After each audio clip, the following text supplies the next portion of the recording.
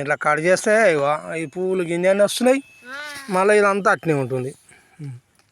ఇది ఇంది కట్ చేస్తే మళ్ళీ ఇదంతా మళ్ళీ ఇట్లే ఉంటుంది. ఇది అదే చూడండి సార్, మరి ఇట్లా కట్ చేయమంటారు, ఇట్లా ఉంటుంది. ఇట్లా లేట్ చాలా అవుతుంది మరి. ఎంత కట్ చేసినా ఒక్కొక్క ఈ పువ్వు ఒక్కొక్క చెట్టు కట్ చేయాలంటే చాలా లేటు.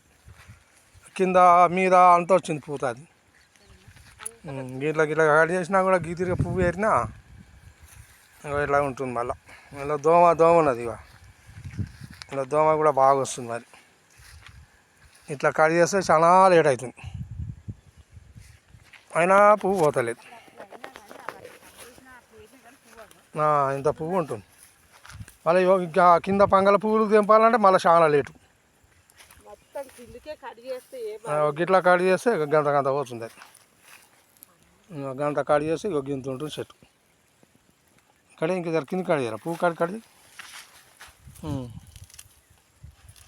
రెండు సార్లు చెట్టును కట్ చేయాలంటే అట్లా ఇట్లా ఎంత ఉంది, అది కట్ చేస్తాం.